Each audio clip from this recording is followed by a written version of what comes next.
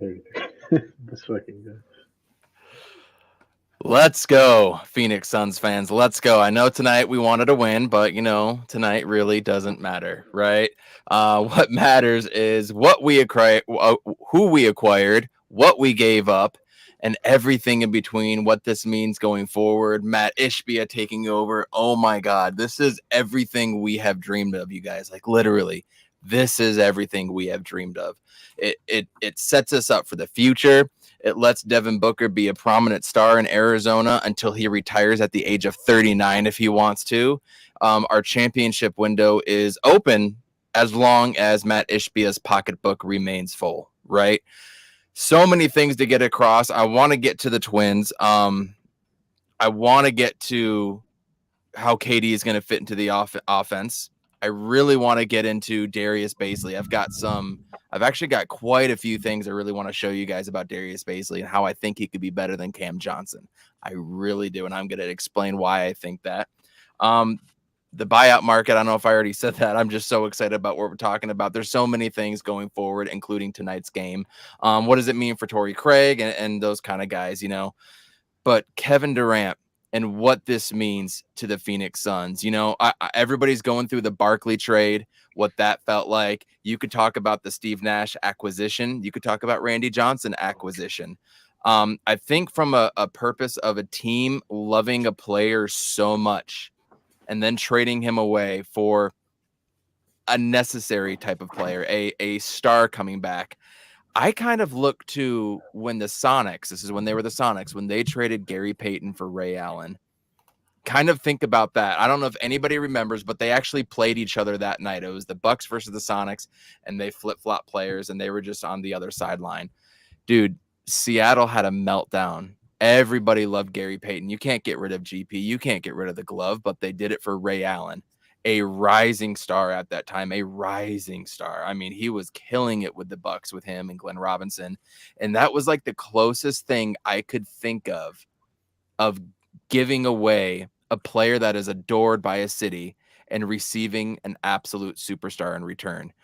You could talk about, KG going to the Celtics, but Boston didn't give up anything at that time, like players that they love. They didn't give up a Paul Pierce to get him, right? I can't think of any other trade. I mean, you could talk about Shaq, but Shaq wanted out. I'm talking about adored type of player. Losing Mikal and Cam Johnson was shitty. I think the closest comparison is Jeff Hornacek when we had to give up Jeff Hornacek for Barkley. Yep, I brought that up in my article. I wasn't around then. I mean, I was, but I wasn't a fan and didn't understand the significance of it. You know what I mean? Yeah. But from everything that I've heard and read, it's very similar. I mean, emotionally, talk about losing Thunder Dan Marley. Yeah.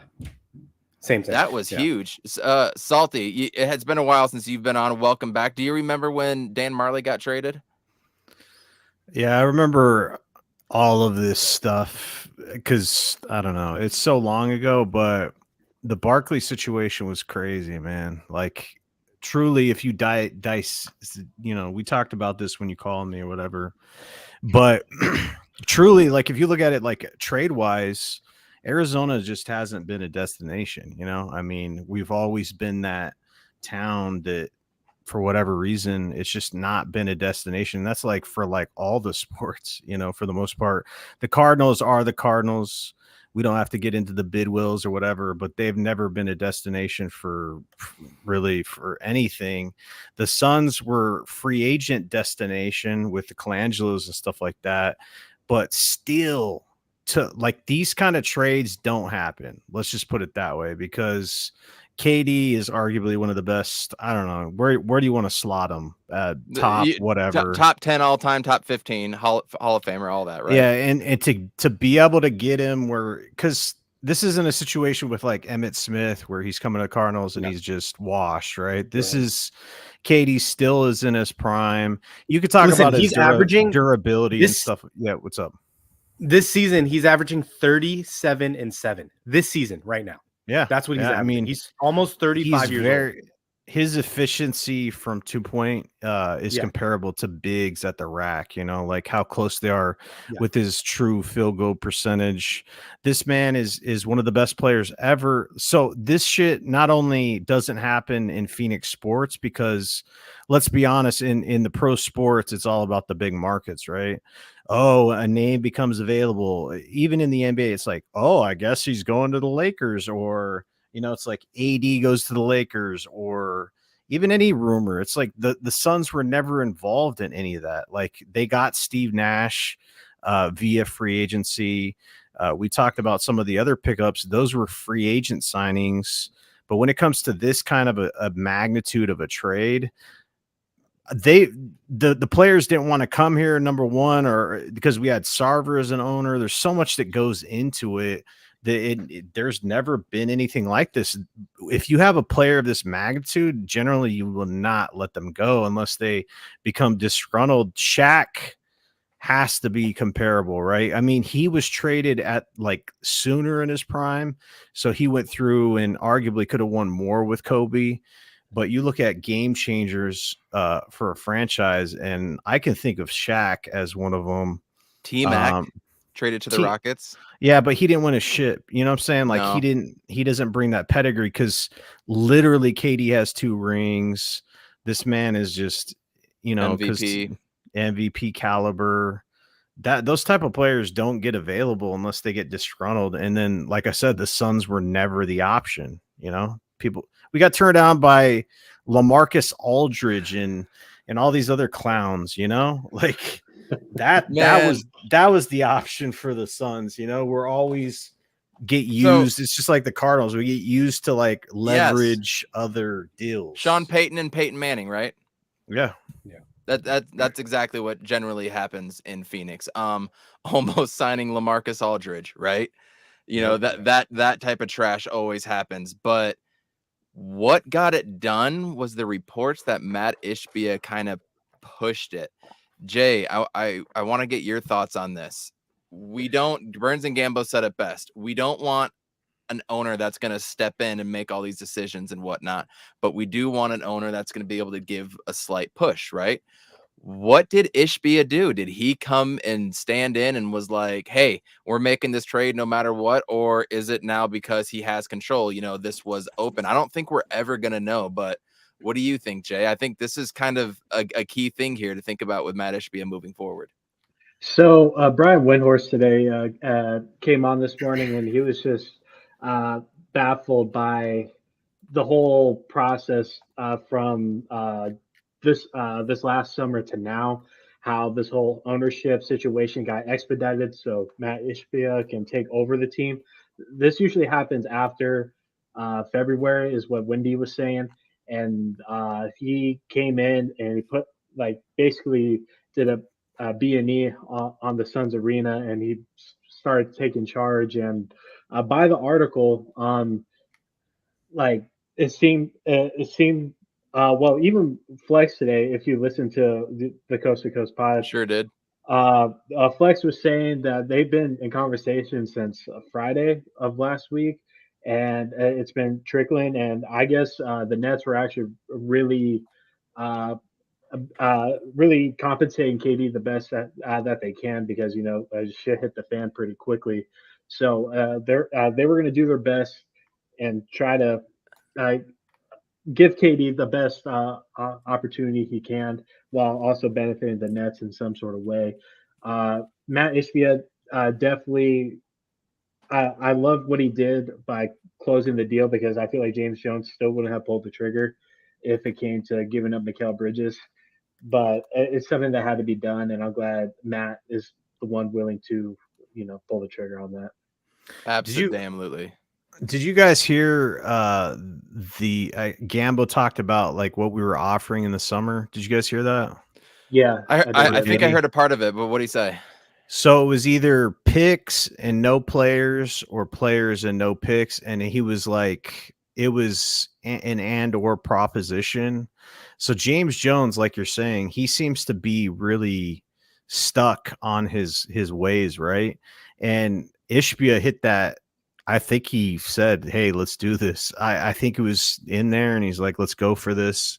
Because I don't know, like James Jones had the opportunity to make this trade in the summer. I think they would have done it if the Suns came out and offered this deal to the Nets originally, it would have got done. Because they in general, because people were saying, "Oh man, that's too much." Mikal, because there's always DA, but they didn't want DA, right? That was the hang up.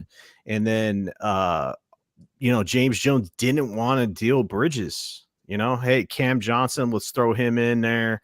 Let's throw whoever else, but we want to keep Bridges. But Bridges, the way he came out, like the last whatever amount of games, and creating himself, scoring, upping his average, you have to think that the Nets saw that and they're like, wow, this guy's a 3-and-D dude, extra, Yeah, real quick. Just real quick. Flex actually touched on that. The blessing in disguise was Book pulling his groin on Christmas Day. Going back to July, the Nets didn't value Mikal Bridges and Cam Johnson the same way as we do. And with Mikal making that extra leap, it was just more certified and more established that last game that they played in Brooklyn. That Mikal Bridges is a guy that you take. They probably wanted Devin. They probably wanted Chris Paul like in those conversations in the summer, and I think that's just when conversations just went cold during that time. I still think he was hamstrung a little bit when it comes to finances and pushing a deal through. You know what I mean? Yeah, with the whole ownership change and stuff. Absolutely. And obviously Mikal hitting his stride and whatnot, that definitely helps. But the point of it is, no matter what, holy shit, we have Kevin Durant. So fans are not happy. A lot of them are, and I don't blame them. Everybody, it was a double-edged sword today, man. On one side, your championship. Yeah, go ahead. Can I rant on this a little bit? No matter. All right, dude, you have to take risks to win championships, man. And I get it. I love those players. It hurts to get that news, but anybody would be stupid to not take a chance to get a top 10 legitimate player in history and say, nah, we're good. We're going to keep these. No, dude, you do not. Kind of an underpay too. It's kind of an underpay. Yeah. But here's the thing that I wanted to touch on. Obviously, we all probably collectively feel like, and everybody in the chat, whoever we're going to play, we're probably going to be sticking pretty close to them, whether it's the Nuggets, the Mavericks, it doesn't matter. We could have played with anybody and kept up with anybody, right? Everybody kind of agreed to a point, right? So it's a 3-point game, 5 minutes left. We're down and we've got the ball. Chris Paul's doing a pick and roll and he passes it over to the wing and you've got Mikal. Flip side, you pass it over the wing, you've got Kevin Durant now. Which one do you trust to go to over and over and over again? With 5 minutes left in the game and you're down. Here's the thing. That's my sticking point right there. Mikal in this season over the last few weeks has demonstrated that he can be somewhat of a reliable scorer in the clutch, but there's only certain parts on the court where he can score from. It's true. Kevin Durant has no place on the court where he cannot score from. He can score from every single place on the court. And that's the difference between Mikal and Kevin Durant. Obviously, when you take Mikal off, you don't have that point of attack defender. We don't have that now. You're going to have to rely on a combination of different guys. You're going to have to rely on a Kogi coming in and doing that for spot minutes. Torrey Craig at sometimes doing it when it's a bigger player. But it's one of those things where, you give up on defense a little bit. You give up on your versatility on defense.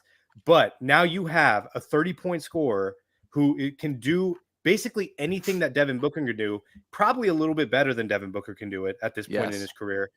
And you have Chris Paul facilitating. And now if the defense wants to put pressure above the free throw line, you have DeAndre Ayton down there.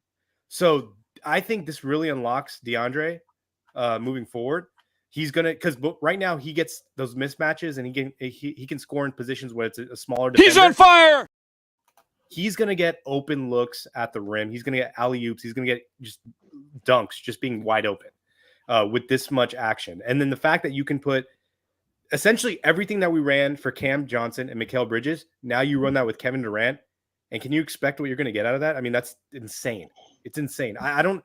This might be the best offense the Suns have ever had, including 7 seconds or less.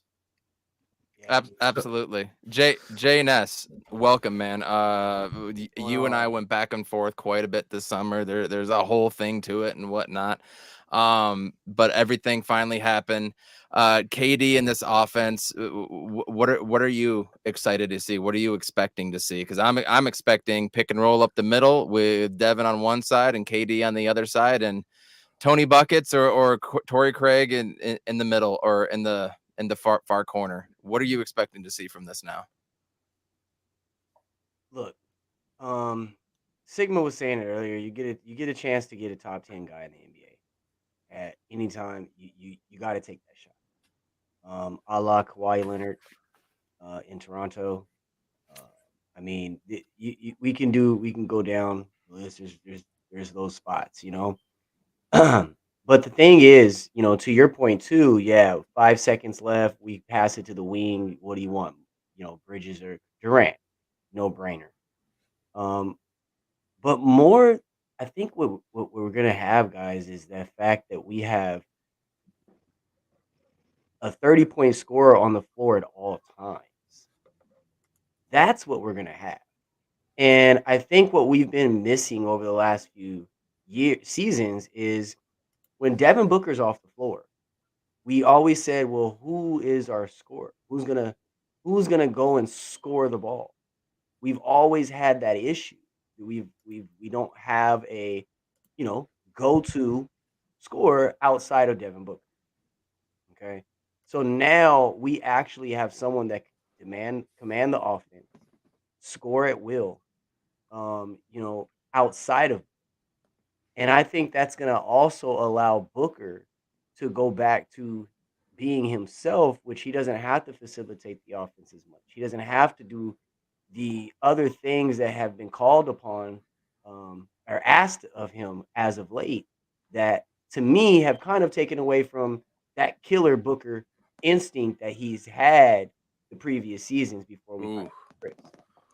So I think a lot, and then to Amit's point, this does unlock DeAndre Ayton as well, because this also relieves him of duties that he is not used to, or he didn't have naturally in his game, you know, and you know, the things that he's done with the pick and pop since Chris Paul's come is actually propelled his game.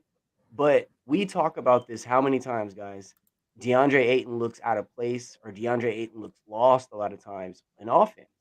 And it's because he's learning, and you can see it in his head. You can see it when you're looking at him that he's still figuring out things on the offensive end of this system. So now unlocking it, having a guy come in, you know, we get another footer on the floor, which was an issue that we had playing Milwaukee, size. So we insert a guy that's another 7-footer, you know, that can guard a Giannis or go out there and put pressure on, you know, and pack that hole when Giannis is trying to come in. And then, you know, we relieve DeAndre Ayton of some of those duties because now we can pick and pop with Durant. Now we have a 2-man game. We can run Booker and Durant, Chris Paul and Durant, and Ayton can kind of gravitate more towards the hole, more towards the rim, stay kind of more towards where his collegiate career was played.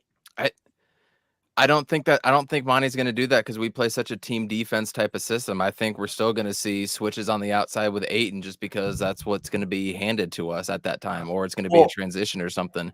I don't foresee that. Can I give you guys a stat defense, real quick? Yes, I'm saying on offense.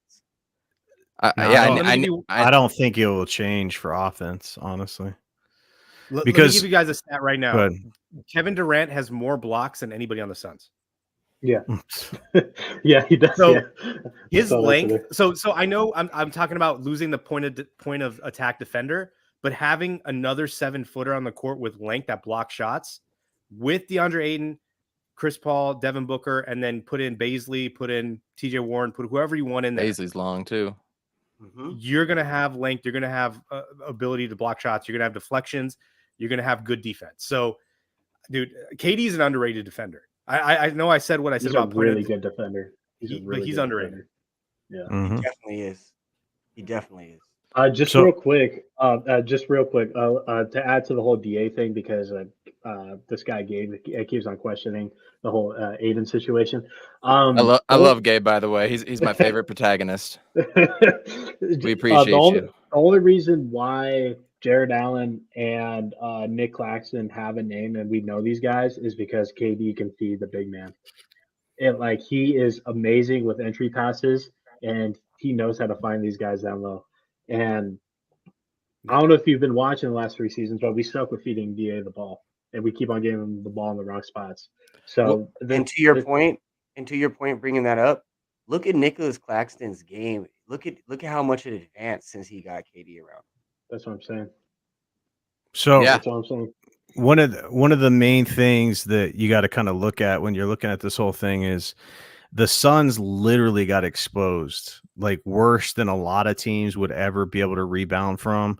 The beating that they took from that Mavs team that was less talented is ridiculous. Like, there's no way a team can come back. Like, I know that the Suns kind of rebounded with the situation and won games when Booker was healthy, but the vibe was still kind of weird, and it's just like, you cannot come back from that kind of an ass whooping from a team that you were supposed to beat and run it back and expect to have different results. Because honestly, the Mavs were not talented. They had Luka. They're not that good of a defensive team, and they locked us the fuck down. Pardon my language, right? They locked us down. And why is that? It's because we had one dude that they could double and no one else took over. No one. Everybody shrinked. And no matter what you say or whatever, Bridges is taking a step forward. The playoffs is a different animal, okay? Everything tightens up. Thing changes. It's not the regular season. We saw that with the 7 seconds or less Suns, all these other teams that were good in the regular season. When the postseason comes around, that's like put up or shut up time. So it's like it was an unproven thing that Mikal could even do that because he was doing it within a stretch. But when it goes to the playoffs, it's a different story. So why does this trade make sense? You got a proven MVP candidate, right, that performs in the clutch. Literally, if he didn't put his foot on the line in that game against the Bucks, they would have beat us in the finals, arguably, and then everything's different. Literally, they were going to beat the Bucks. He had his toe on the line. There's no question. What they Suns essentially. So I think we all agree that if the current team that we had before this trade was together and everybody was playing at their optimal levels, this team was probably in the top 4 contention for a championship. But a lot of things had to go right. The margin of error was small. We had to have a lot of guys play at their top level. You take that away now. You take that away and you say, okay, we have Kevin Durant. What do you got? We got. I mean, that's what it is. We saw the deadline today. Like, the Clippers were fucking scrambling, dude. Everybody was. Everybody was in the West. But I also think Kyrie for this, because I think without Kyrie calling for demanding the trade at the time that he did, I don't think Durant gets moved right. Nah, he wouldn't. For sure. Yeah. Nope. We would have ended up with what's his name? John Collins down in Atlanta. or something. Yeah. And something like that. Do you realize how much, because I was responsible for it too, like hate I put on James Jones for not making a deal, like especially with Crowder or all the picks, because literally people were like Eric Gordon last year, right? Kyle Kuzma. Guess what? If he pulled any of those on the trigger on those moves, Katie isn't here because we don't have our picks, right? You're trading players, which go into the salary. Literally, if he didn't do what he did, all these like playing chess instead of checkers, literally would not have been capable of making this deal, dude. And that's huge because James Jones I call him the real King James because he is a champion. He was on championship teams. And no matter what we say about his drafting skills, because those are sus, but he says he doesn't want to draft anyway, clearly with giving her all of her picks up. But he had a vision, obviously, because he wasn't making these deals. And it's like the things that line up, the things that have to happen, like Ayton, like not moving your picks for other smaller players. Like imagine if we went with that bullshit offer for Crowder from the Bucks, like those garbage players they really offering. wanted Jay, dude. I didn't realize how much they wanted Jay. And then we wouldn't have had that expiring contract. We wouldn't have had it. And the things that Kevin Durant are going to bring, other than like, getting double teamed, you can't double team Book now, all those things. I just think having that personality of a guy that just wants to play ball is going to mesh so well with Chris and Devin, which he already knows them. You know what I mean? He knows these guys. He's played with Booker when Booker was like on the select team, when they would go, the USA team would go into training. I mean, you saw Booker playing against him a whole lot. You saw them playing in the Olympics just recently. You saw Kevin Durant picking Booker on the team, like number 1 overall for the reserves. You know what I mean? There's a podcast with Bill Simmons like several years ago when he was with OKC and Durant wanted to draft Booker, but the Suns took him a pick before OKC could take him. Yeah, this has been the writing. This has been the writing on the wall. But when it comes to pure basketball terms, what KD is going to be able to teach Book daily, just like CP3 taught Book, I think is going to be completely outstanding. Just having that level type of player and like, the second he walks into the gym, it's go time for everybody. Like all of a sudden your sense of awareness just goes up. Everything is heightened. Everything is at a championship level now. Everybody knows it's championship or bust, right? So that's where I think DA is going to get better. I think he's just going to be more aware. And if he's just more aware of what's going on, I think he is a way better player than he is now. Not to mention, we already talked about defensively. How many times is he going to get to the line now? Does this change the fact that the Phoenix Suns might actually get the benefit of the fucking call? Does this change that? How many times do the Suns, Sun Devils, Cardinals, it doesn't matter who it is, we get the ass end of calls? You saw it tonight. Does this change that now? I think that's big moving forward. That's one of the biggest flaws of this team, like an Achilles heel, is the lack of free throws. Like you could say what you want about it being slided or not, but your inability to get contact and get to the line is huge. What was Giannis doing in the finals? Well, it's not even contact, that. getting the line. I mean, bigger players getting 50+ points, and getting like 27 free throw attempts. Yeah, Durant now, I think I don't know what he averages. I think it's like 8 or 9 free throw attempts. That's better than anybody on the Suns for like a decade. Yeah. So the fact that you have that now and you can get into foul trouble early in a quarter, that opens opportunities for Booker and Chris Paul to get more free throws. I mean, I think this is just this is like a earthquake shake to this team. Like this is going to change everything for this team. This is an earthquake for the whole Western Conference, and the whole thing. And Coda Kid in the comments said it. DA gets no calls at all because that whole creating contact, he ain't got to create it. He gets beat the hell out of. And to your point, Coach, we don't get no calls. And that's something we've been dealing with throughout the last few seasons, as good as we've been, the moments that we've all seen, and we just don't get those calls. Now, the thing that I would like to see is if we do start to get them, how it's called on Booker. Because the trickle down effect, right? Yeah. And then all of a sudden you're randomly going to get the Chris Paul swipe through. It's going to be panic defense. I mean, you can't double this team. And like we're going to go into the whole buyout situation, who we're going to fill in like if it's not going to be TJ Warren or Torrey Craig in the starting 5, I mean, like we're going to be swinging the ball like crazy, and like who are you going to double? You can't double with this team. I'm ultimately, here's what I'm looking forward to, and then I do kind of want to move on to some of the other trade aspects that went through and whatnot. I mean, we could spend all day talking about KD. We could. Here's what I'm looking forward to Absolutely we do. Yeah. 7 minutes left in the game. We're up by 2 or 3, right? Or down by 2 or 3, whatever. KD starts going off and he gets 3, 4, 5 hits in a row, right? And then that 5th or 6th time down the court, all of a sudden somebody's going to start slacking. Who's he going to slack off of? And then that guy is going to be able to get hot. You slack off of Torrey Craig, you know damn well he's cutting backdoor, right? So you can't slack off of him. Then you pass it over to Booker 2 or 3 times in a row. And then you're going to forget about Chris Paul because they've gone 8, 9, 10 possessions where Chris Paul hasn't done a damn thing. And then he gets free for a midi.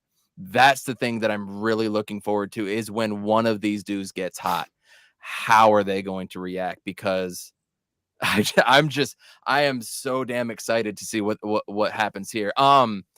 Made some other moves. Obviously, Darius Bazley. I think TJ Warren coming back is.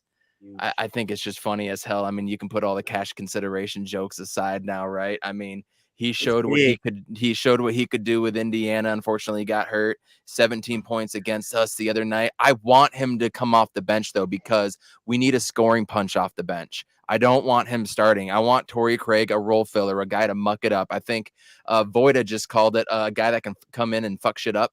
I want that type of player with these 4 type of dudes. I mean, look at Kendrick Perkins when he played with KG and them. He just got in there and he was just pushing dudes half the time, and that was exactly what they needed. So I want Torrey Craig there, and I want TJ Warren to be the dude that comes in for Book, Craig, Kevin Durant, whoever it is, if they get into foul trouble early. And all of a sudden, he's going to come in. I guarantee you, TJ Warren is going to win a quarter in every single series that we play in the playoffs. He's going to come in and he's going to shoot for 16, 17 points in a third quarter and a second quarter. And that's going to be the separation difference. And I know he will do it for every single game.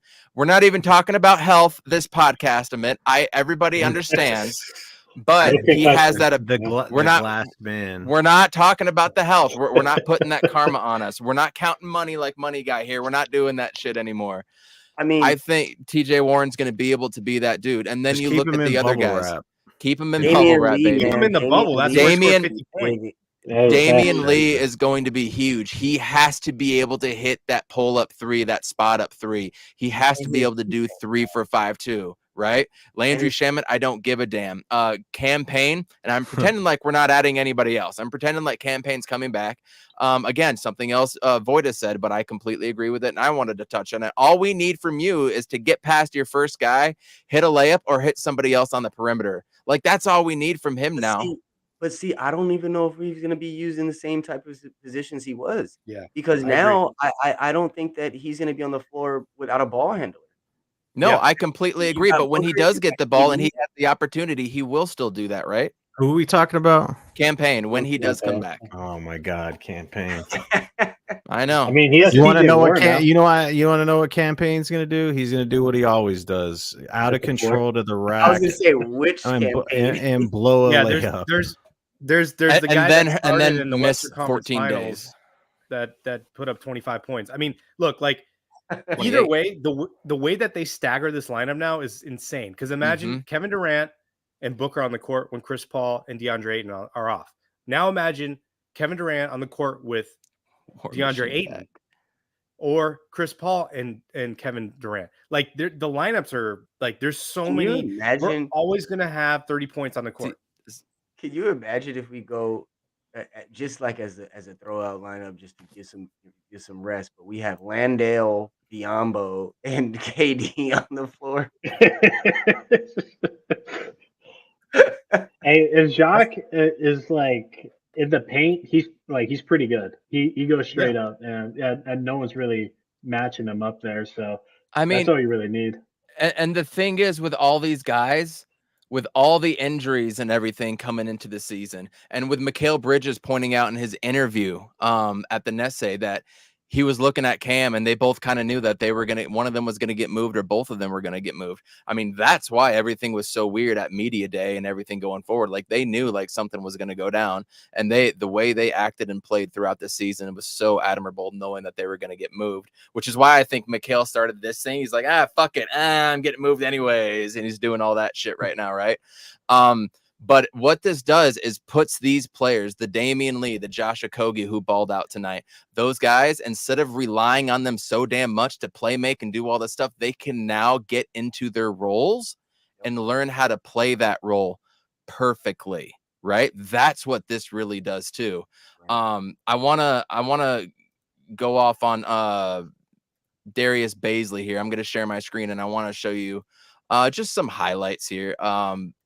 I'm a big fan of this guy. You watch Darius Bazley, 22 years old, and Cam Johnson was 22 when we drafted him, right?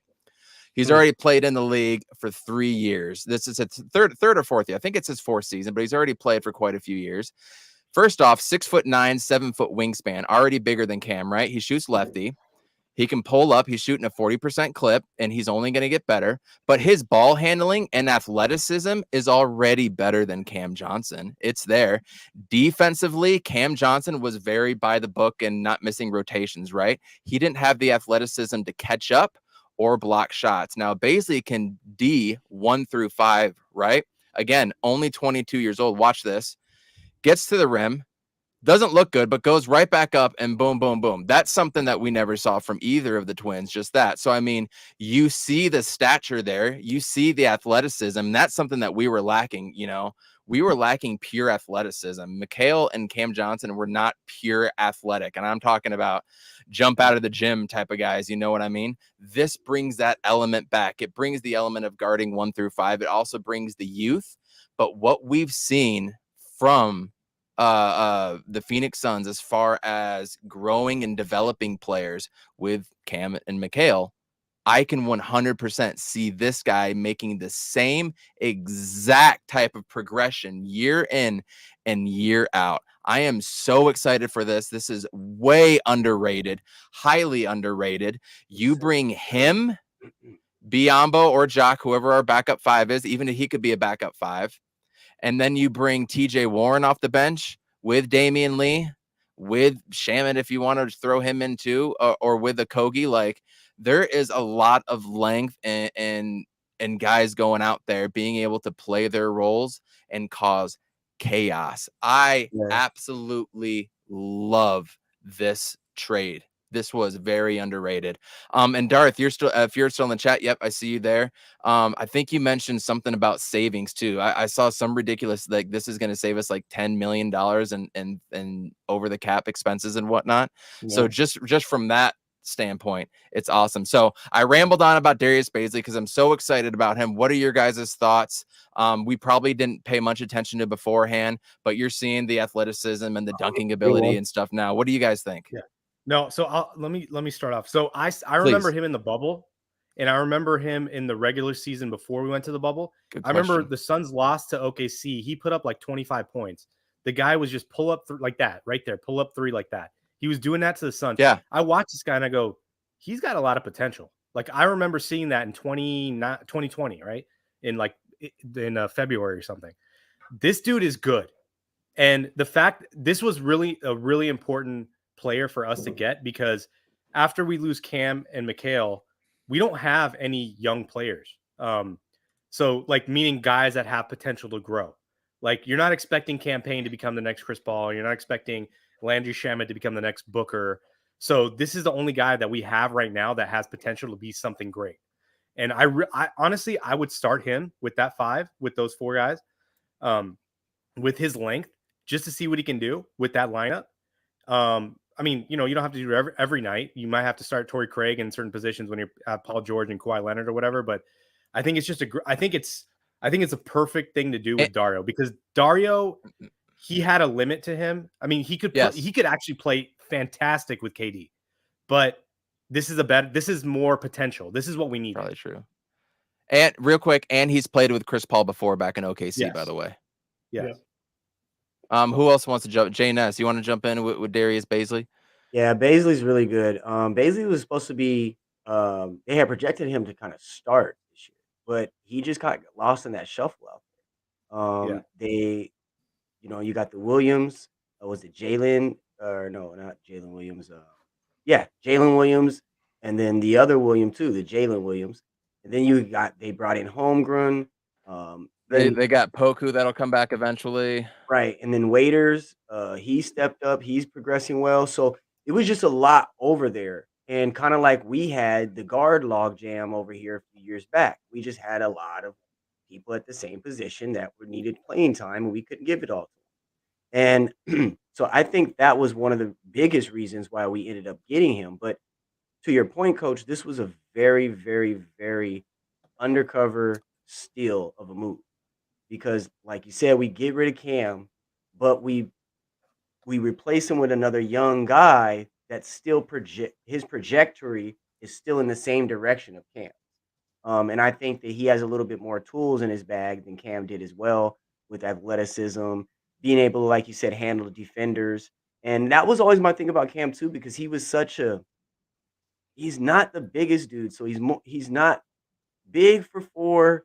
He's kind of slightly undersized to me, but he really couldn't stick with a lot of threes because of his speed and, things like that. So he can. Bazley can't. So this is a really big pickup, and he can run the floor better than Cam as well. Yeah, he'll probably be able to catch some lobs. He is a restricted free agent. Maybe they didn't want to have to deal with that as well too, which now we don't have to deal with that with Cam Johnson. And that could you imagine Suns Twitter with that shit?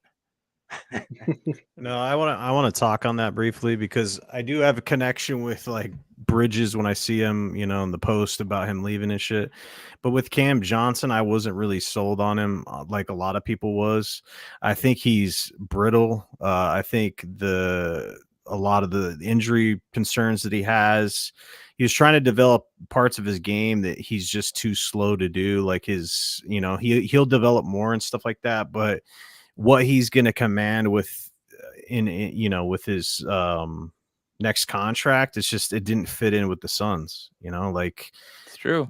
People are kind of just glossing over that. Well, he hasn't been available or being able to be depended on since the Knicks game of last year, man. He's been in and out of injuries.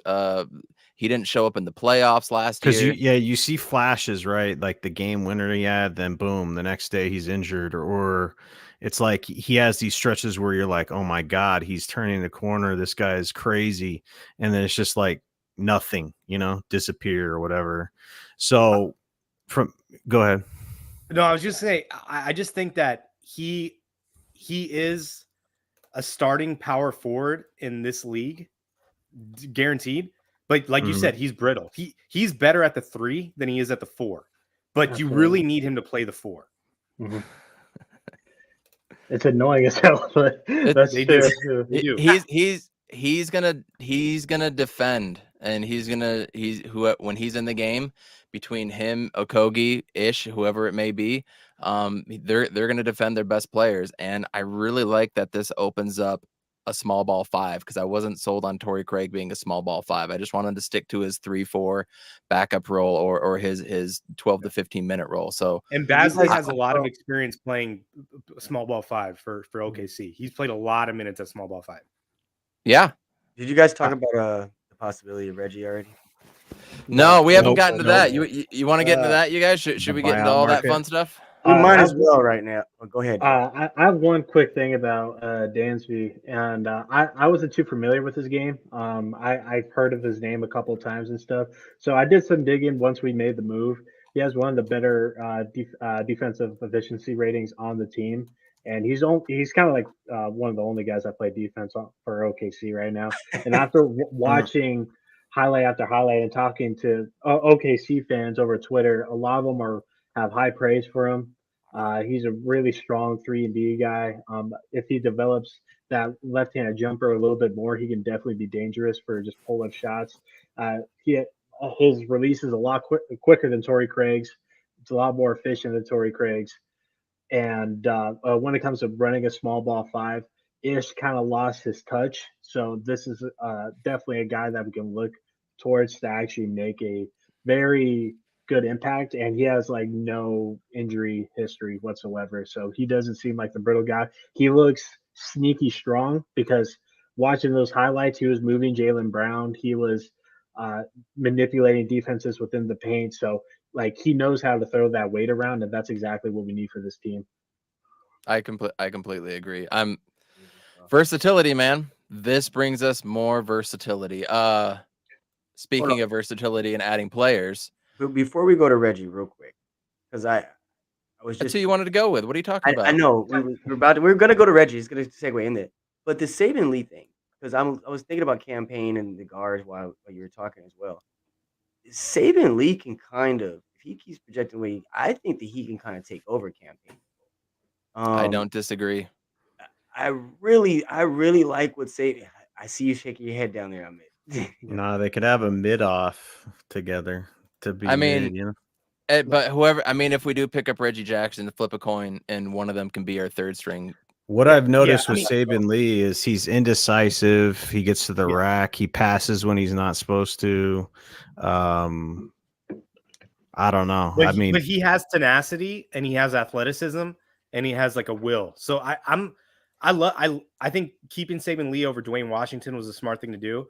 Yes. Well, you guys are talking about Reggie Jackson. I'll just say one thing and then you guys can go off. He's 23, by the way. What's that? He's 23, by the way. Yeah, he's young. Reggie Jackson, okay, look, like I'll tell this quick story. You guys may know this. Reggie Jackson, he didn't re-sign with OKC because he thought he was better and should be paid more than Russell Westbrook. This is back in like 2015, 2016, around that time, right? This is what Reggie Jackson thinks of himself. This guy out here with his racquetball glasses. I don't think he fits the Suns. I don't think we need him. I don't think we need him. We don't need John Wall. We don't need guys like that.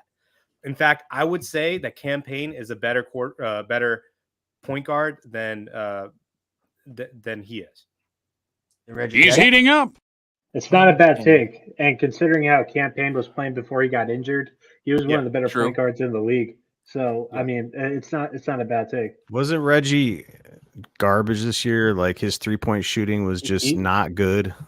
It's one of his worst seasons statistically, but I feel like he kind of got bounced out of the rotation. We all remember the only thing once we John remember Wall got Reggie over Jackson, there. Yeah, that's we only remember that playoff series where he just was like Yeah. insane against us. He became Steph Curry against. That was the only thing we remember. That's not who he is. Just remember that. Mm-mm. That is not Reggie Jackson. Well, the thing that I kind of have that I'm gonna pit against you a little bit there as Amit is one. He's 32 now, and so he was probably like 24 eight years ago, so probably 24 years old back then. Yeah, he's 32. Shit. So he was 24 years old, probably making a bad decision, probably wanted to sign a big contract too and get some money, and so he went to Detroit and had to deal with a bunch of BS over there. He's probably been humbled quite a bit, considering some of the shitty teams he's had to play for. Had a chance to almost get to the finals, but couldn't close it out against us, and he had a hell of a series against us. And then he's got to take a back seat to John Wall and take a back seat to Kawhi and Paul George. He already knows KD and has played with KD, so I think if we do sign him, I couldn't imagine we do that without talking to Durant, Book, and CP right now. So if he is there, that to me is a sign that everybody else is on board and that there's a clear role there. He's way more in control than Campaign, though, when it comes down to it, when every possession matters. He's a better shooter than Campaign. He might be a better shooter, but his shot selection is not great. Like both these guys don't have the greatest shot selection. Oh, but he's going to be in a 0.5 offense now. This is going to be completely different. This is, and you're going to be playing with Kevin Durant next to you and fucking Booker next to you too. This is way different. If we're pulling needles here, I would rather have his bad shot selection than Cam's. I mean, at the end of the day, yeah, you're going to go in more Reggie than they are. No, the thing with Saban Lee too is if we're using him in the playoffs, we're cooked already, dude. He shouldn't be playing at all. He should be rolling on the bench. And it's good for right now, especially when people are injured. But if we're tapping into the Saban Lee tree, we're cooked. So the thing we do need a reliable point guard backup because CP3 does have injury history. He's never, I mean, you can almost count on him getting injured. So I don't want to rely on Campaign. Is he going to show up? Is he going to do some stupid stuff that will lose us a game? There's got, I got a lot of hate on it, but Westbrook. No. Why? No. Why? No. Here's the beautiful thing about hear why. Here, let me just say one thing. Here's the beautiful thing about having Kevin Durant and Devin Booker. You don't need a point guard. You don't need a point guard. With No, but those we're guys. talking about the second unit because one of our talking about issues. the second unit too. You can put So one of those guys in there. who's filling it up from the second unit? Devin Booker or Warren. Kevin Durant. No, crickets. I mean, TJ Warren. Yeah, TJ Warren. If he another brittle dude, you know. But I think to your point though, Sig, and kind of what Amit's trying to get at, I think that by getting Durant, we relieve the pressure of the bench. I think by getting Durant, our second unit includes a star. Yeah. At all times. I think that Kevin Durant or Devin Booker will be on the floor. I think Westbrook, with his salary and what his expectations were with LA, were unfair. That team was constructed in a garbage way. He got the brunt of all the jokes. It didn't matter how he did or what he did. He's always going to be the fall guy. It doesn't matter if LeBron really lost the game. Let's shit on Westbrook, this and that. The thing is he still can fill it up. Wild shot. Yeah, he can throw it off the top of the backboard too. But the thing is like, would you rather have Campaign or Westbrook? Come on, man. I mean, they play the same. No, Westbrook's better, dude. Oh yeah, Westbrook is better. Westbrook's putting stats in every box on the box score. He's a triple-double machine, man. Every box on the box score. And you're gonna get him for no money off the buyout, right? Man, that's it's a bench unit, man. Look, who KD left his ass years ago. KD left his ass. I just don't get why this CP was traded for him. Hate for Westbrook. Like, no, I don't know. This dude is arguably one of the most talented players to walk into a basketball gym, bro. And he has made more boneheaded plays in the last 2 seasons than anybody could even count. But we're talking shooting. No, man, we're talking shooting elbow jumpers, and it's clanking off the top of the backboard. Yeah, but why was he in that position? Because their team sucked. And because he's the ball handler and he's got the open shot. Well, he's not gonna be that. He's not gonna be that on the Suns, though. He won't. Yeah. I guarantee he's been the same everywhere he's been for every season. He's gonna play 20 minutes a night.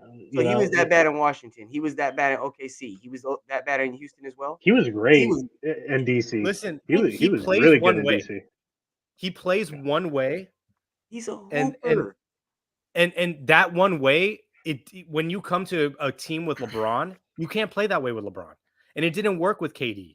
And it didn't work with Harden. They had some moments there, but they couldn't make it work. Dude, I always loved Russell Westbrook for what he played for. He played at UCLA. I watched him when he was in college. The dude is one of the most electrifying players when he's on the court. At his prime, he is one of the fastest players I've ever seen play basketball. Okay, but he only plays one way, and he can't play another way, and that's the problem with him. I disagree with that, bro. Because it's true. Is the definition of a hooper. Like, he goes out there and he does exactly what's needed for the play. Well, no matter what. And he makes so many boneheaded plays when it's under a minute left. Evan, look, check this out. What was that last thing you said? Under a minute left. I know you're going to get it to Book. You're going to get it to Durant. And that sounds nice and everything until that can't happen. How many scenarios is he going to be in the game with under a minute left? Yeah, for closing with Russ, that's not the move. Bench in that scenario. Yeah. Say that again. I mean, well, it's another one of these scenarios.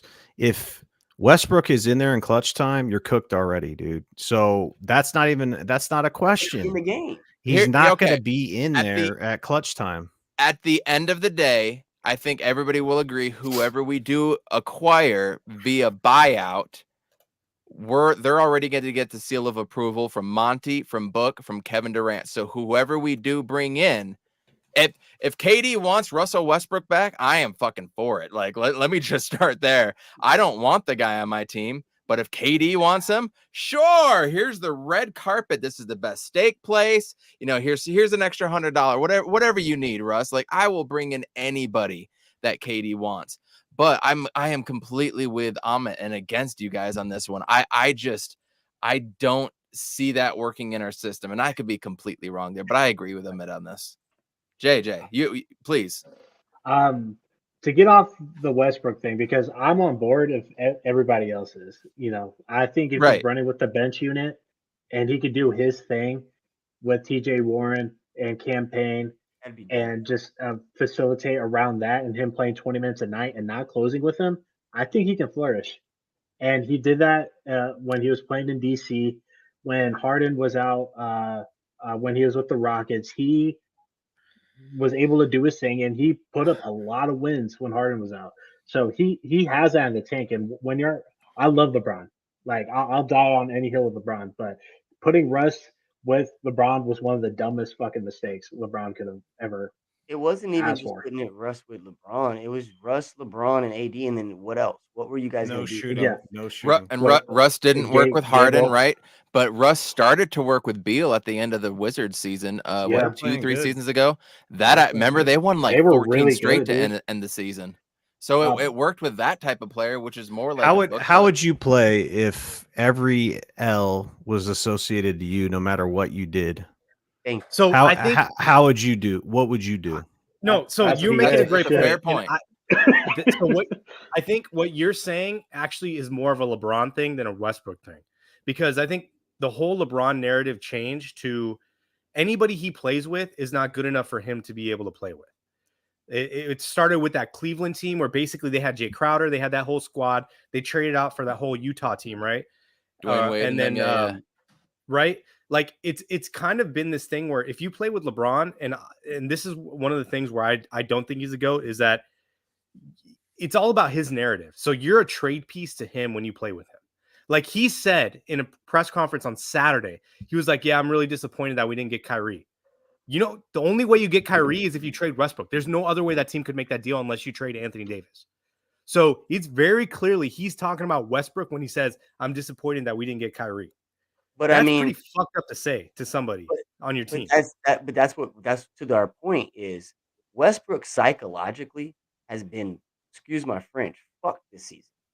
Yeah. And he's been wanting out. I mean, no, but not even just wanting out, bro. Talking about his family, talking about personal things. Like the psychological warfare this man has been dealing with this season is just, to me, just crazy.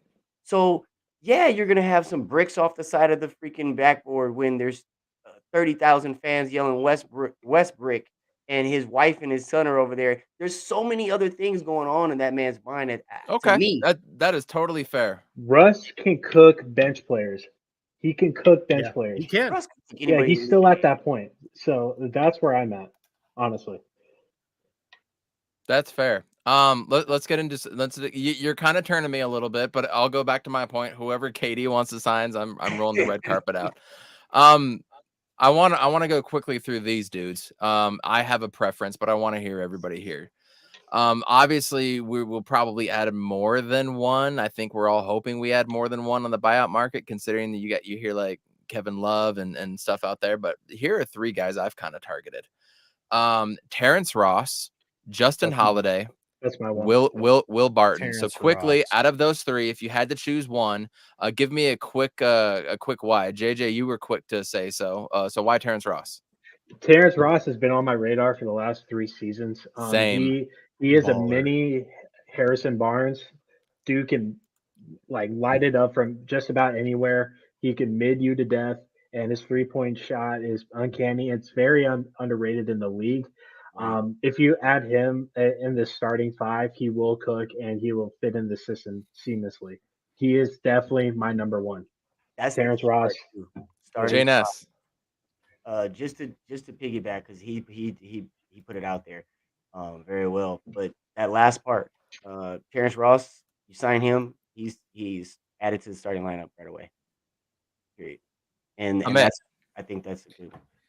Justin Holiday, it's a no-brainer for me. He's got that Holiday defense. Those brothers know how to play defense. It's true. We need a point of attack defender. We need a wing player. It makes sense to get him. And he's 6'6", by the way. He's Salty. a little light. He's only 180 pounds, but he's still he can't play the 4, but he can give you good 2, 3, 1. I mean, Will Barton is 6'5", 180, and Holiday is 6'6". What happened to 180. Barton? He was cooking with the Nuggets, and then what happened? age. I think it's the Wizards, man. He's on the Yeah. Wizards now, and he's just I don't think he's getting run, if I'm not mistaken. I like mean, Barton. everything What is about a career low for him. with Ross? He was cooking. He's been cooking. So what about this year? Like, So didn't this look year, it I up. mean, he's been injured a little bit. He's played 42 games so far, but averaging 8 points. Last year, he averaged 15, and then 15, 14, 15 the years prior. So definitely less there. 3-point percentage is at 38%, which is actually the highest he's shot since 2018, 2019. But it looks like overall he's just not taking as many field goal attempts. He's taken almost two less. They got Paolo Banchero. This dude is 31, 32 years old. Like they're just kind of ready to move off. And then they have that little streak of Bol going on. Yeah. I just don't want Shamit to play. So whoever that's why you get Terrence Ross, dude. You get Holiday, and I want to see everybody in the chat what they say too. I don't think there's a wrong answer here. I think each and every one of these guys would be able to come in, serve their purpose, and serve a role for it. 12 to 16 minutes, whatever it is. I want Terrence Ross though. I mean, you've seen him just become an absolute flamethrower. He can get up and he can cook. I kind of think of, I don't want to say Tim Hardaway Jr. because he doesn't go around and he's not shooting fadeaway 35-footers and draining them. You know what I mean? Mm-hmm. But he can light it up real quick. I would like Terrence Ross because I don't want Shamit to play, and that's what it comes down to. And I don't want Damian Lee to play that either. I kind of like Damian Lee as a backup three. I like Damian Lee kind of as a backup kind of three, more type area. I love Terrence Ross. I've been wanting him for 2 or 3 years too. And speaking of Damian Lee, I kind of hope that he just reins in and just becomes that dog defender because I know he can defend the basketball. He will. And he will once we settle down. He just sells out, and that's the only thing he focuses on. And he hits that 3-and-D because his 3-point shot is. I love it. What are the things that we got to touch upon too is on our finals run, a lot of people are like, man, we want to get this player in the buyout market or this player, and we got nobody because nobody. It's like that's where you'll see the difference with having KD on our team is when these players actually decide to go to Phoenix as opposed to another contender. And that's really the difference because I remember it clear as day when they're snagging all those dudes off the buyout market. Everybody's going to Brooklyn when they already had that super team. I was like, this shit is not fair, dude. Like it's like a stack on effect, like it was just a reminder. So we had 2 open roster spots and we have two two-way contracts. So like, it's either we get one and we assign either Saban or Ish at the end of the season, or we get 2 on the buyout, then waive Ish and no. I don't think that's right. I think Ish is the guy that they have to sign to the whole season. I think Saban Lee's already signed for the rest of the season. Yeah, I'll be honest to you, Ish is a good regular season player, but I don't want to see him on that playoff rosters, dude. Sorry. Unless it's scrub time in the last 6 minutes. Hey, John, is that right? Can you check that for me? Because I'm pretty sure. No, yeah, I mean, either way, like we'll have one roster spot available, and you got to save that for a buyout player. So, I mean, I think I know what you guys are saying about Ish. I think what we need is valuable regular season minutes from him as soon as we get everybody like into the regular rotation minutes that we need. Get his time up. But yes, if we see him in the playoffs, it's either foul trouble or something has gone horribly wrong. Okay. Yeah. Okay. Yeah.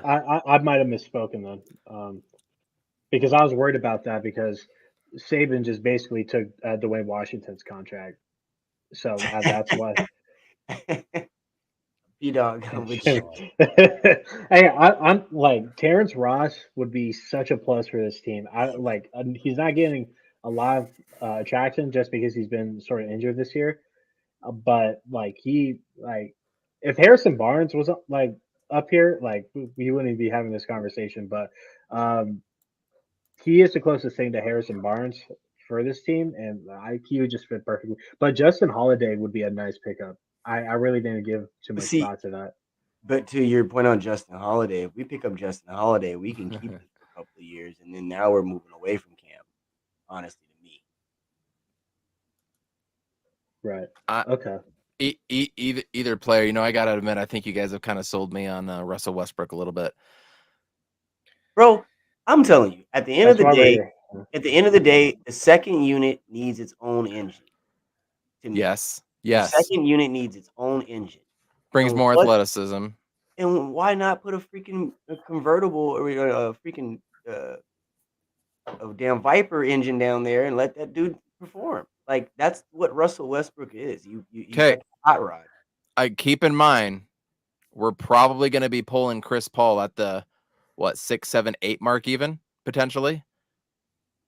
Are you okay with Russ getting extended minutes in the first quarter between 6 and 8 minutes? You don't have to. You can put a guy like Damian Lee in. You can put a guy like it's not. But he's not like. But you have Reggie. But you have Reggie Jackson in there, for example, and you still have Book and KD there, and they're cooking and whatnot, right? You're gonna slack off Russ because you ain't gonna pass to him for an open 3-point shot. You can't do that with Reggie Jackson. You know, honestly, like I can't see a place where Russell Westbrook fits on this team, because he would want 15 minutes and clutch time minutes on this team, right? That's what he played with the Lakers. That's what he's expecting. He's going to be in China. I feel like he's going to be in China. Time to learn Chinese, buddy. He's gonna be like Starbury. I love it. It's true. No, man, I disagree, guys. I think that, first of all, Russ has gotten a bad rap because of LA stuff. Okay. Jay, it completely depends on what role you want him to fill, because on one hand, we're talking about you're always going to have Book and KD, and they can bring the ball up and do their thing, right? On the other hand, you need another ball handler, and you need a guy like Russ Westbrook to go in there and be that Viper, be the tank going down the middle. But also, when he does have that open three, which our system allows, do you want a Reggie Jackson type that's going to spot up, make the right decisions, but defer? Or do you want the ball hogging point guard to go in there and take over to a point and do some things, but ultimately get 2 or 3 or 4 shots from the perimeter, and he's going to completely brick those motherfuckers? As an Arizona sports fan, I want the one with the biggest heart. I want the one that's going to freaking leave it out all on the floor. And even if he misses the shot, he put everything into it. Because I think a lot of times that we see situations where we're like, man, we could have, why aren't we pushing harder? That's how I feel. Now I'm changing, because you know what? When it comes to the playoffs, I don't want all heart. I want the right decision to be made. I want the right decision to be made, but you said a shot. You said the jump shot. I want the smartest player. Him taking a jump shot is a dumb decision. No. This is what I'm saying. The smartest. You don't want the most athletic player, the best player. You want the smartest player, the most poised player, the guy that boxes out Ron Artest when Kobe throws up an air ball. That's what you want. The guy that knows how to make that play. The championship player, the Mikal Bridges, the Kevin Durant, those type of guys. We can't say Mikal Bridges. Well, I can now, but he was a player making those plays. If you want all heart, let's talk about he can steal. He can put up points. Like if Russ has to change a mindset, and he's willing to like change his fucking habits and fit with the system, like I'm just saying, I'm just throwing it out there. I'm like, if he can dumb down to that, I think we're cooking with grease. I'm just like, he's on fire podcast. I'm spitting, I'm keeping it there, So, Coach, I'm going to go with you on that last one, though, because up until 2 weeks ago, I hated Patrick Beverley. But when he pulled that camera out and showed the ref the replay, funniest fucking thing I've ever seen. That was awesome. So, and we need a defender at the point of attack. So I would not be upset. Stop right there. Let's no. Dart's got a great point. Can we just go back to talk about KD?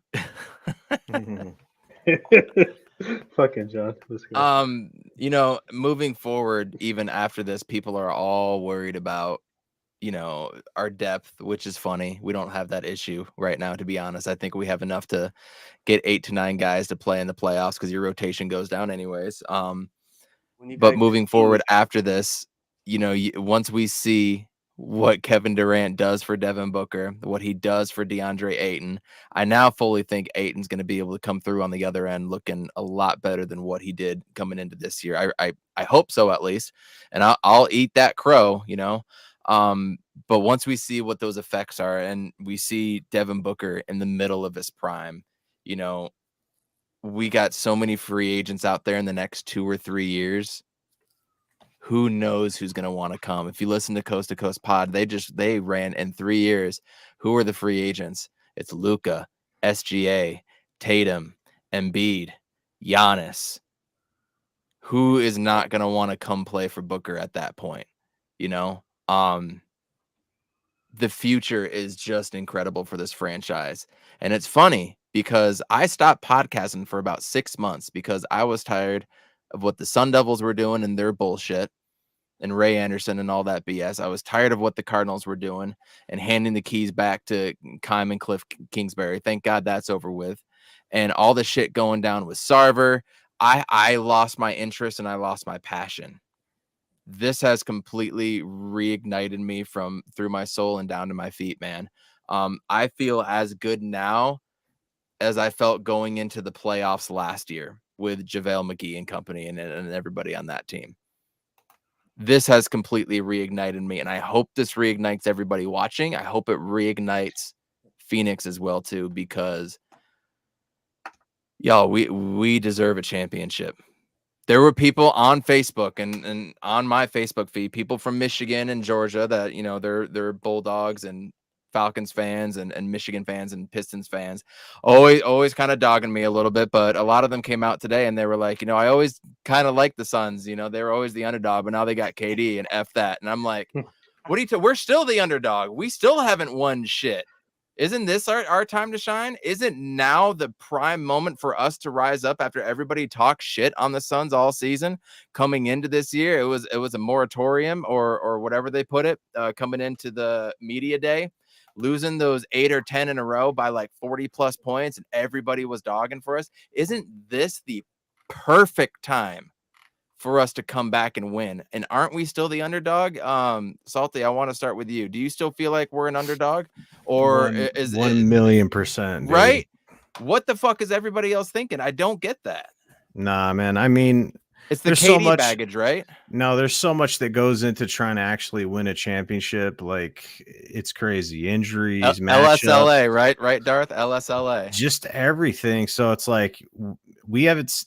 You can't count your chickens before they hatch, especially now since eggs are so expensive, you know. So it's just you gotta go with the flow, man. And it's more of like through this process, because you talked about like passion and energy and stuff for the team, and it did, dude. That loss to the Mavericks killed me, dude. Like literally, like shot in the heart, man. Because that it's like we were loaded, ready to go.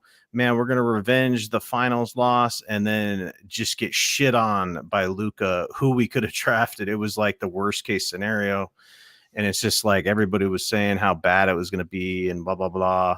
And it's just, this is the kind of thing that that ignites a lot of people, because Phoenix is the Suns. It's a Suns town and all this other stuff. And this is a kind of move that teams in the past wouldn't make, because like people are talking about the unprotected picks and the amount of picks. I don't give a fuck. I don't care, dude. Because you guys remember Dragon Bender. You remember Marquise Chris. Yep. Picks don't mean shit a lot of the time, and a lot of times it doesn't. We tanked for how many years and, you know, screwed those picks up, didn't do shit with them. It's like you don't know anything, but you know KD is the truth. And yeah, could he get injured? Yeah, could Booker get injured again? Could CP3 get injured? Yeah, sure. But at least you're going for it, dude. You know, that's all I can say, man. You went from, dude, let's be honest, because that team as constructed, they're not. I mean, the Bucks before this trade, the Bucks are better, Celtics are better. Before Memphis fell off, they're better.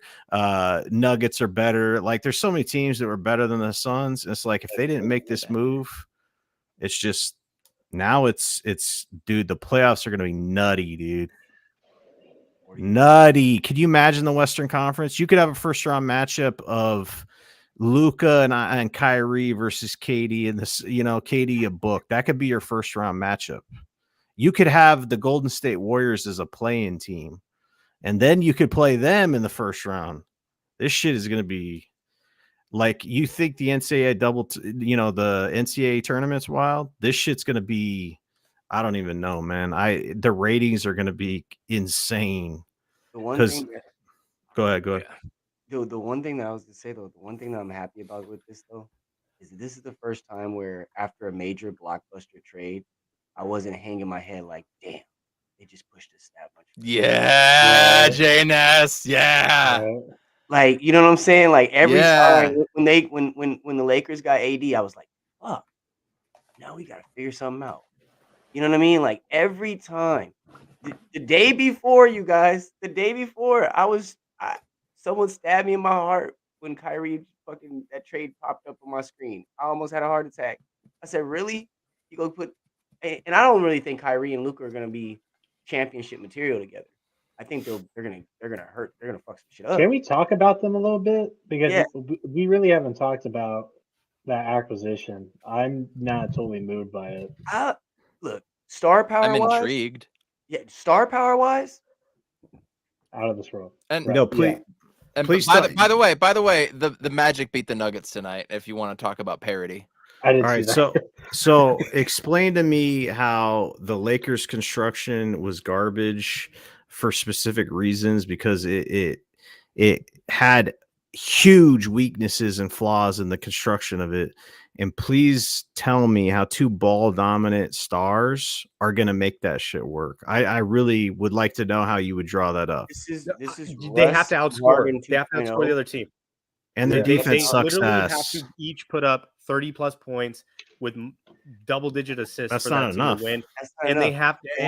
they have to have enough guys that can make threes on their team, which they do, to win. They do not have enough defense. They traded away. Eddie Smith is a huge loss, and Dinwiddie now.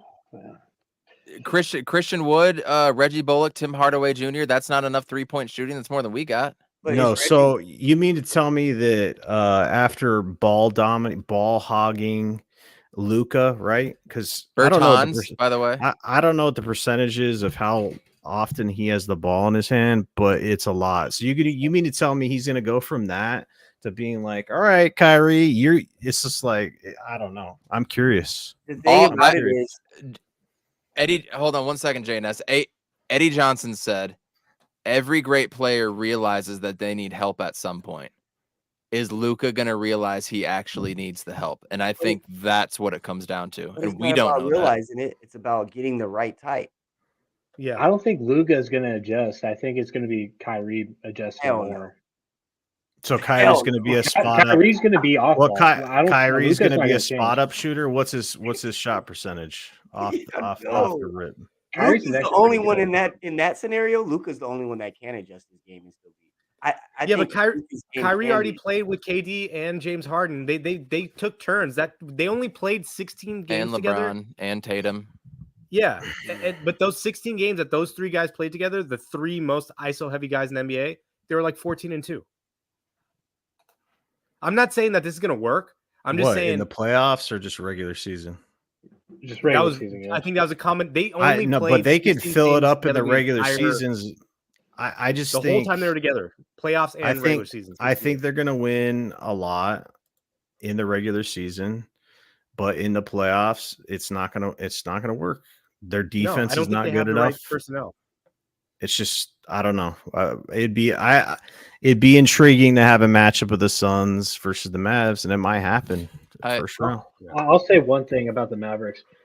Going against them last season, like in the playoffs and stuff. They were a really bad 3-point shooting team.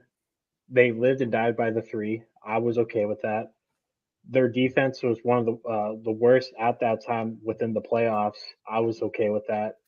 And adjustments were made. Jason Kidd did a stellar job with attacking our major holes on this team by doubling Book, making Torrey Craig shoot, making Jay Crowder shoot, and cutting off Aiden, all that shit. Now, fast forwarding to now, they lost one of the better 3-point shooters of Dorian Finney-Smith, one of their best 3-and-D guys. They lost one of their best ball handling guys, of Spencer Dinwiddie, that put up a lot of points for them off the bench. Now they don't have that bench points anymore. They lose another 12 to 15 points from Dorian Finney-Smith on the regular. I just don't know who's going to be that third guy stepping up. Christian Wood, I'm sorry, is not that guy. He's averaging 18 a game. I can't stand Christian Wood. He is not that dude. I'm telling you, he's not that guy. He's the definition of fool's gold, fake stats. Yep, I agree. You see his stats. Like he's like Nurkic against like Eastern Conference teams, but like once he's dealing with like people in the West, like he shrinks. It's his defense is horrible. It's atrocious. It's worse than Cats on the perimeter, and when you get in the paint, it's bad. That's pretty bad because Cat. I think that this Mavs team is probably going to be one of the worst defensive teams you've ever seen, dude. Period.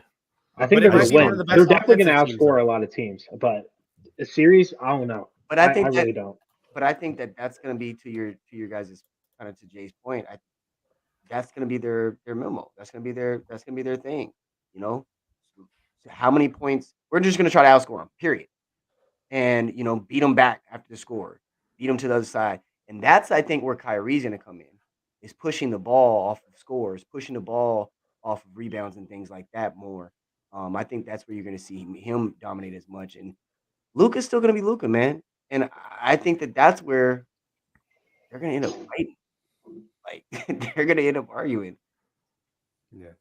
Amit, I know you got to take off. Any last words? Any last thoughts for right now? On Kevin Durant? It's a bittersweet day, right? Like, I think everybody feels a loss of Mikal. It feels like you're losing like a loved one or something. I mean, it's tough. Even Cam Johnson. I mean, he was one of my favorite players just because the way that he played. I just love the way that Cam Johnson played. But it is what it is. Like, hopefully we'll see those guys again someday, maybe back on the Suns. I know the funny thing is we all felt this way when we traded Kelly Oubre and Ricky Rubio for Chris Paul, and we're just like, we're losing the culture. Because at that time, remember, the culture was built around Kelly Oubre. Yeah. Now, at the same time, we probably think the heart of this team was with Mikal, but really the engine of this team is Book. That's really the core of this thing. And so that's what we're really focused on. It's Book and Aiden at this point. They made that decision. These are the guys that we're going to continue to tinker and build around those two guys. So, I think just realize that, like, that is the core of this team at this point. Because the two guys that we're relying on, one's 37 and one's about to turn 35. Granted, they're both playing really high-level basketball, but it's going to be the way that the Warriors just built around Steph and Clay and Draymond. It's just going to be tinkering with minimum contracts moving forward. Agreed. Amit, we will see you later. We'll connect again, hopefully very soon here. It should be fun. Thanks for joining, man. Been a while. All right, peace out, guys. Yeah, later. See you, Amit. JNS, I know you got to run too, so it's probably a good time to start wrapping everything up. I got to work tomorrow. It's almost 11 o'clock. I didn't get any sleep. I was up until 3:30 just scrolling through Twitter and everything because it was just a whole lot of fun last night. So let's just go around real quick. Let's give our final thoughts and get out of here for the night because we got a game tomorrow with the Pacers. I'm curious to see if we'll be able to clear Darius Bazley in time. I doubt it, but Booker's going to be back tomorrow too. We're going to have a little bit more of a healthy squad. Hopefully we need to pull out a win against Indiana because now it's starting to be that time where we need to start piling up wins. But give me your final thoughts, JNS. My final thoughts, man. The last 3 years of Arizona sports have been crazy. We've had a lot of ups and downs. We had the DeAndre, CP3 coming in, but this right here, with Matt Ishbia taking over, and 2 days in, landing Kevin Durant. 12 hours in, bro. 12 hours. Was it 12 official? It was 12 hours. 11:30 p.m. or a.m. was the press conference, and 11:05 p.m. he got it. So it was one day. So for us to land probably the biggest trade outside of Charles Barkley, that's what I'm gonna call that. it's amazing. And if this doesn't give us hope for what the next few seasons have in store for us, I don't know what would. So, as a Arizona sports fan, man, I'm on So cloud dope. nine right now. To what Salty said earlier, we got a top 10 player in Kevin Durant, and another top 10 player in Devin Booker, and a whole lot of nice toppings. So hopefully the buyout market's nice to us, especially with Kevin Durant here. That star power, it's magnetic. It's magnetic once it starts, and hopefully we're gonna start seeing that sooner rather than later. Sooner rather than later. We're gonna catch up soon too. We're gonna be doing many pods between now and June when the NBA finals start, I'm sure. But good to see you, JNS. We'll talk soon, my friend. See you guys See you, later. Jay. Salty. Final thoughts, KD. Man, I'm just happy, dude. I'm not gonna try to get too caught up in its championship or bust. I'm just gonna enjoy it, because a lot of times it's just you don't enjoy the journey, as they say. So I'm just gonna enjoy the time we have, because I don't know, it's gonna be special, man. I've watched KD obviously, but to have him as a son and watch him night in and night out, I'm just gonna enjoy that, soak it up, and then let the chips fall where they fall, and just have fun. Thanks for having me on. The finals end in the middle of June, and we're in the middle of February right now. So March, April, May, June. We've got 4 months. 4 months. That's it. And then it'll be, this season will be done and gone, and the trade deadline passed, and Mikhail's gonna be gone. All that shit. Like you're completely right, man. 4 months. Enjoy it. These games leading up to the All-Star break don't really matter, but we still need to get wins, you know what I mean? And it's going to be different. It was really fucking weird watching that game tonight, knowing that Mikhail and Cam Johnson wasn't there. His first game missed since he's been in the league with the Suns, man. It's like, it was just weird.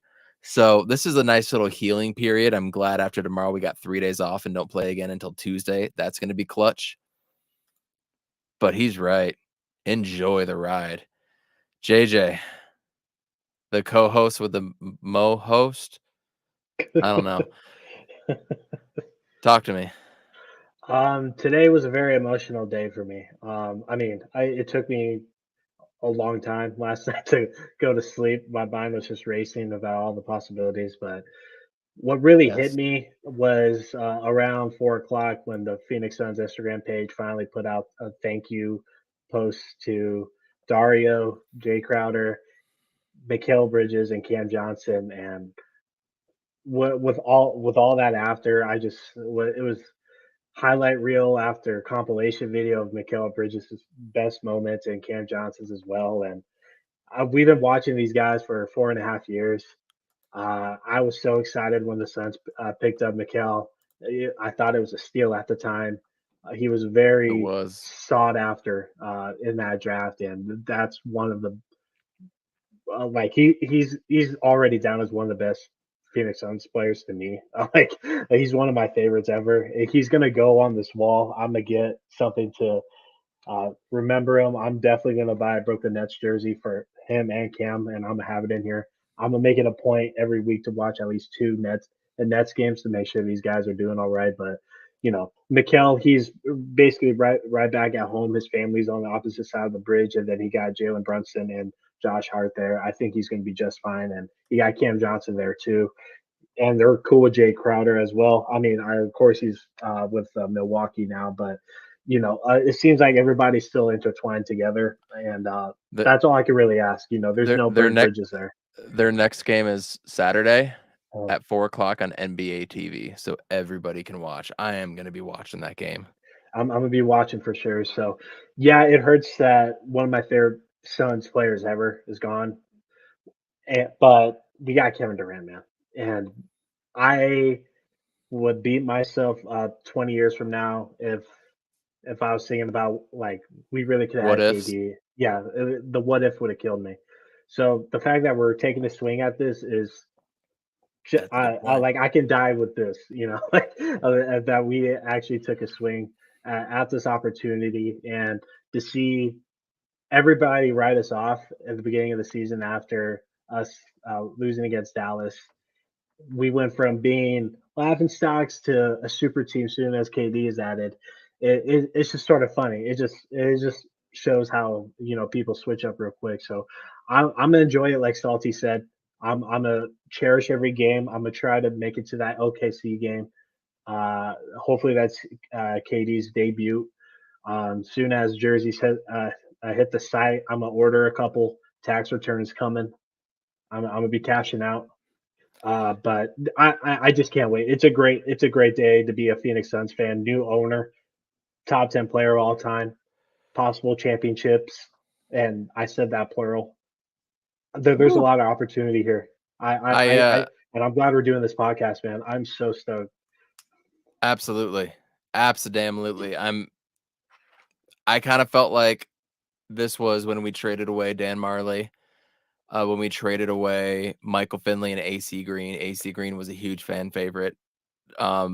I also kind of felt this way a little bit when we traded, believe it or not, Bo Outlaw. I loved Bo Outlaw. He was that hustle guy that everybody loved, like that kind of Lou Amundsen, when we traded away Sean Marion, like that one sucked. But at the same time, everybody knew that we needed a change and what we were doing wasn't working. We needed to get bigger, stronger. So you use Marion, you get Shaq. In theory, sounded good, but in practice it was awful. Everybody go check out my article on azsportsunderground.com. Just put one out today. Kind of going through all of the emotions. So I'm hoping I can help some of y'all out. This has been awesome. We're gonna end it here tonight. Man, go Suns, you guys. Go Suns. The Valley is gonna light up. What a time to do it with the Super Bowl and everything being here. Everybody can talk about Kevin Durant right now, and the eyes can be on us. The eyes are fully on us in the sports world when it comes to golf, football, basketball. Everybody wants to be a part of the Valley right now. This is special. Enjoy it. Man, let's come home with a win tomorrow against Indy. How much would that help, right? Let's have Book just get 55 and be nasty. I know he's on minutes restriction, but he could go 15 for 15 like Chris Paul did last year in the playoffs, right? Let's do something nasty tomorrow. Let's get a win. Let's kind of work through this. How do we play without Mikhail and Cam? And we have about 35 games till the end of the season. 25. So there really isn't any room for error. We're going to have to hit the ground running and rack up these wins and get some pretty good seeding, because I would love to have home court advantage. I know the last 2 seasons haven't shown that that really matters, but I mean, you still want home court though. You still want home court. So we definitely got to make a push, and the West got a little bit better today, and we just got to make sure that we stay a step ahead. So we are staying a step ahead, and in fact, when you add the best player in the game, you're 2 steps ahead. This is cool. This is just really cool. This is really cool. Everybody go out and buy your Suns swag, rep them. But damn it, don't be like what we were doing last year and the year before, doing the counting money guy. Let's not do that. Like, I hope we all got humbled a little bit last year with that Dallas Mavericks shit, right? Let's tone it down. Don't count your eggs before they hatch type of thing. And let's try to enjoy it this time. I know we're all hype and whatnot. Let's try to enjoy it. And let's not be douches. I agree. To live by. I agree. Don't be douches. With that being said, I don't know when we're going to come back to you again because it's been so long. But now that everybody is reignited, I have a feeling you're going to be seeing a lot more of us. Everybody take it easy. We're going to sign out from here.